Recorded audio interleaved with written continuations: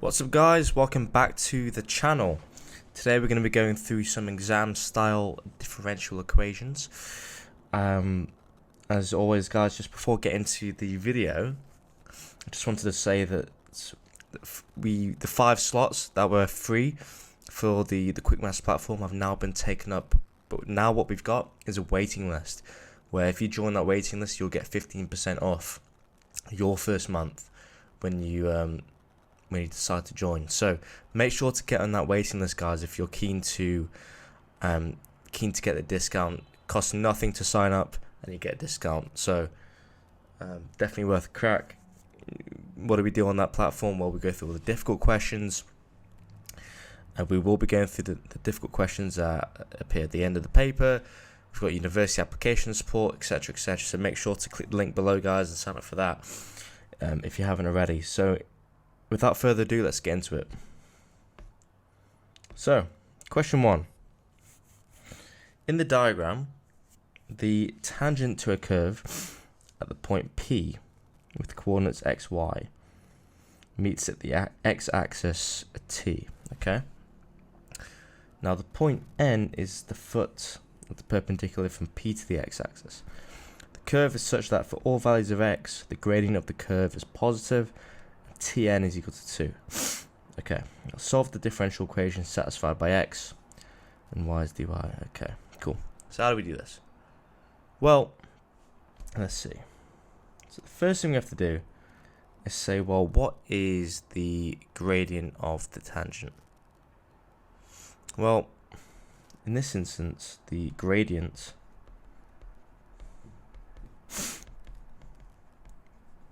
tangent is equal to, well, dy by dx,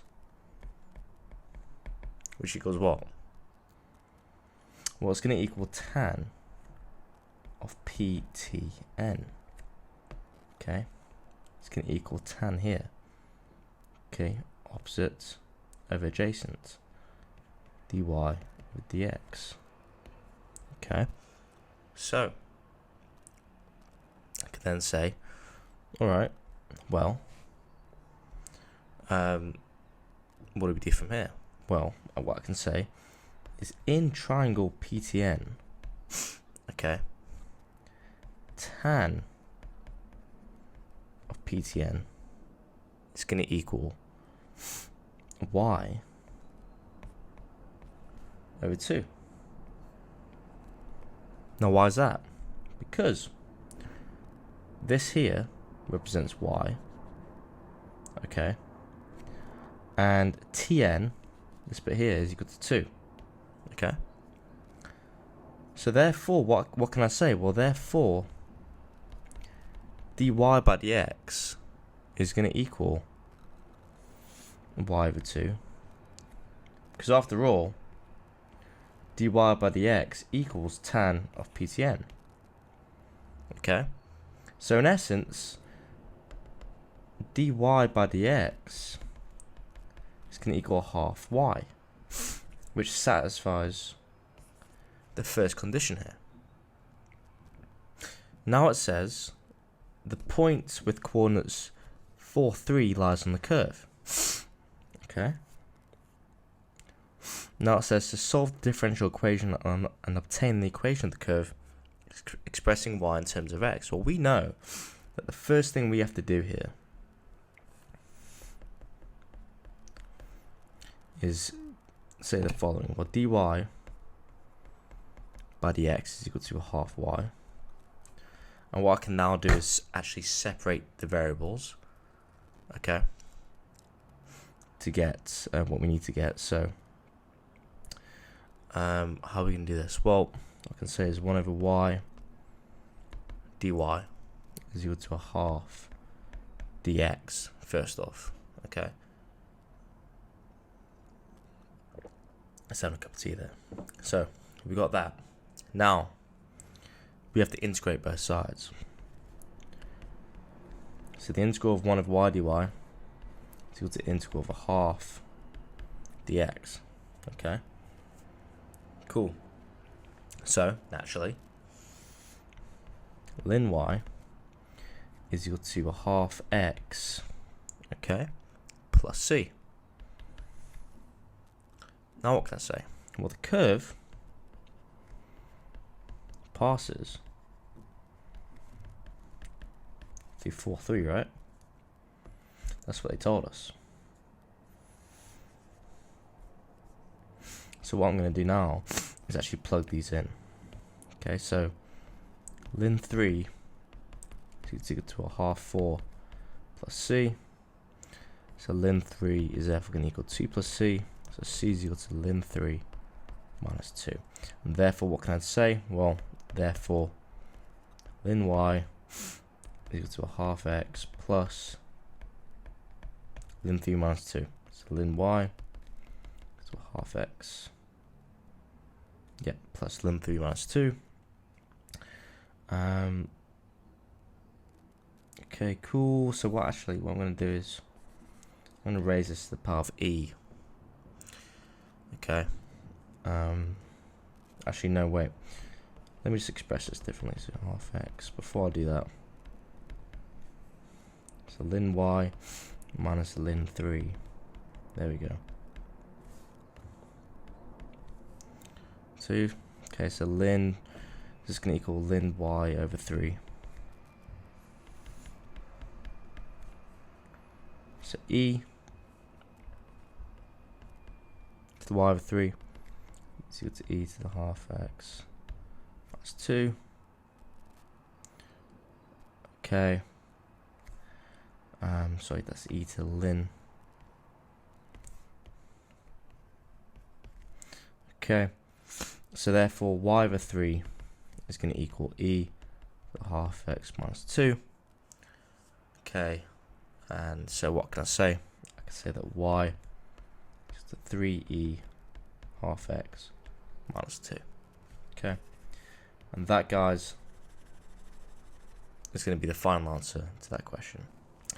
Alright, guys, now for question 2. The question says, a certain curve is such that its gradient at a general point with coordinates x, y is proportional to y squared over x. Then it says that the curve passes through the points with coordinates 1, 1 and e2. By setting up and solving a differential equation, find the equation of the curve expressing y in terms of x. Okay, so pretty basic here. So pretty much what we know, okay, is that dy by dx, okay, is directly proportional to y squared over x. Now, this refers to proportionality, okay, over here. So, what does this mean? It means that dy by dx is actually going to equal k times y squared over x, okay, because this represents a constant, okay, a multiplier. So very simply what we're going to do here is, what I'm actually going to do, I'm going to say fine, dy by dx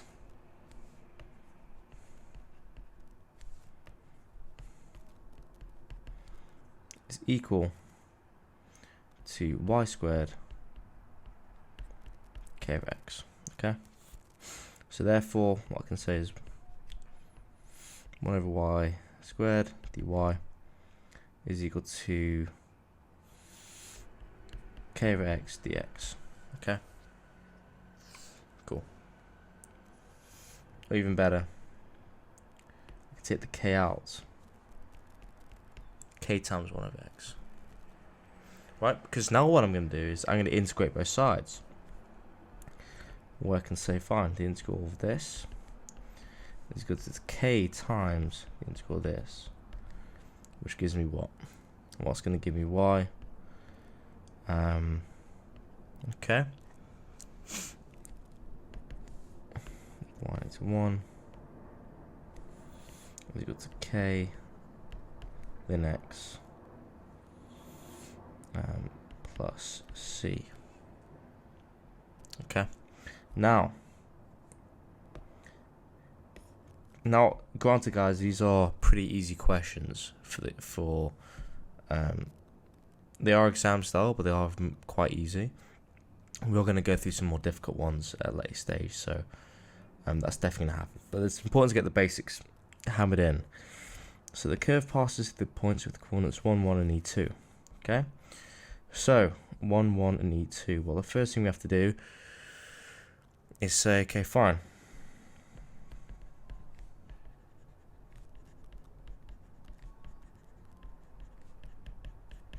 Since it passes through 1, 1, what that means is we get negative 1 is equal to k times ln 1 plus c.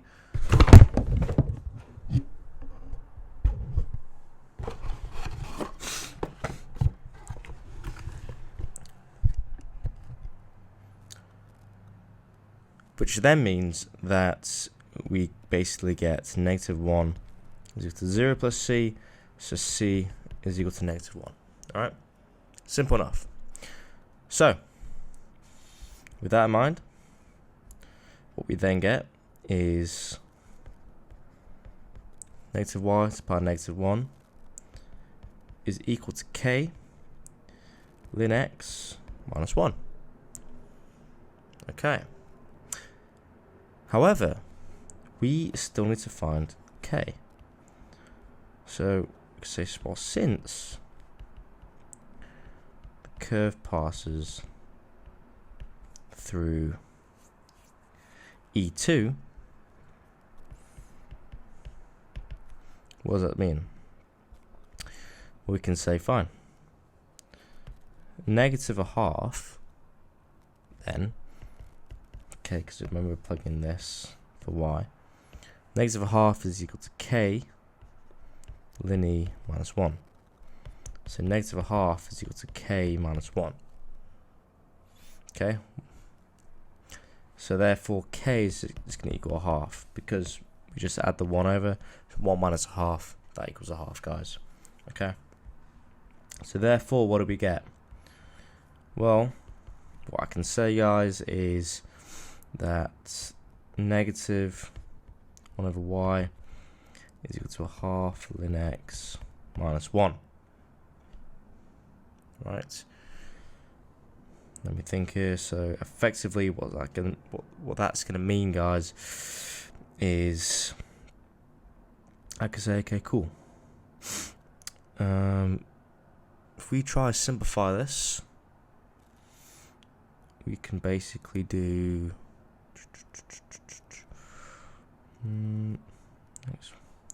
negative 1 of y 2 1 ln x minus 2 2. Okay, common factor there. And then what I can do is I can basically flip it. So I can say, fine, negative y is equal to 2 over ln x minus 2. Okay, so therefore y is equal then to, it's going to equal 2 over 2 minus ln x, okay, because we divide by this. Okay, and then that, guys, is going to be the final answer to that question. Alright, guys, now for question 3, we got the following question. So it says, fine, variables x and y satisfy the following differential equation. It's given that y equals 0 when x equals 0. Okay, so solve the differential equation obtaining y in terms of x. Right, so here's what we're going to do. We have dy by dx is equal to x e to the power of x plus y. Right, so what this effectively means is really just means the following: that dy by dx is equal to x e to the x times e to the y. Okay, so here's what I can do. So dy is equal to x e dx dy dx. Okay, so therefore e minus y dy is equal to x e to the power of x dx. Okay, and now we can simply just take the integrals of both sides. Okay, and so in doing that, we get, okay, e to the negative y dy. But what we've got here is a situation where we're going to have to use integration by parts. Okay, so what are we going to do? Well, I'm going to say the following. Let u equal x and let dv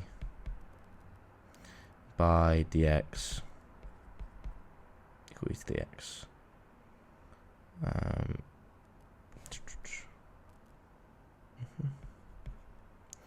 dv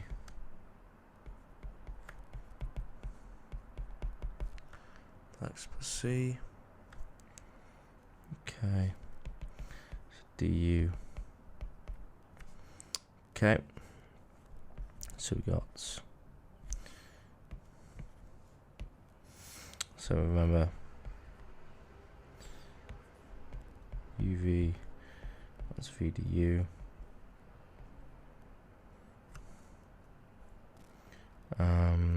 Okay, so what's that going to give me? Well, uv pretty simply going to be x ignore c for now, x minus boom dx. There we go. Okay, cool. Right, so with that in mind, we're going to say the following.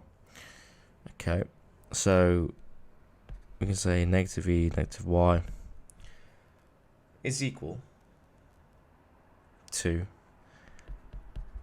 x e to the power of x minus e to the x plus c. Now, we do have an initial condition here, and that is when x equals 0, y equals 0. So when x equals 0, y equals 0, so I can say x equals 0, 0 minus e to 0 plus c. So effectively what that means is negative 1 is equal to negative 1 plus c. So c is going to equal 0.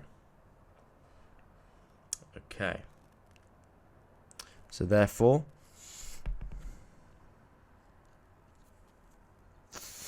what do we get? Well, what we're now going to get is we're going to get the following. So negative e y negative y. Okay. We can actually set the ln on both sides. Okay. But before that, so okay, that's going to equal negative x plus ex, just to make it look better, minus x. Okay, cool. Right, so we got some in here. So if we take the ln of both sides, minus ln ex x. Okay, what's that going to equal? Well,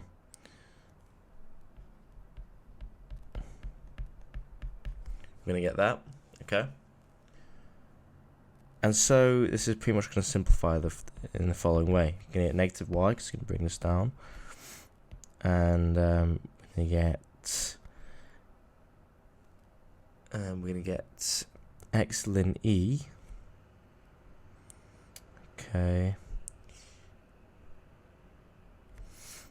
Yes, we're going to ln ex plus ln 1 minus x, because remember the ln rule here of ln ab is equal to ln a plus ln b. Okay, so we get negative y is equal to x plus ln 1 minus x. Okay, therefore y is equal to negative x minus ln 1 minus x. Right, and that, guys, is going to be the final answer for number I. Now it says, explain why x can only take values that are less than 1. Well, the reasoning for that is pretty simple. Okay, so remember that the log of a negative number is not defined. Okay, so the log of a negative number is not defined. And so, ln 1 minus x exists. Ln 1 minus x exists only if 1 minus x is bigger than 0. In other words, if x is slightly smaller than 1. Okay, cool. So guys, this will be the final answers to the second part.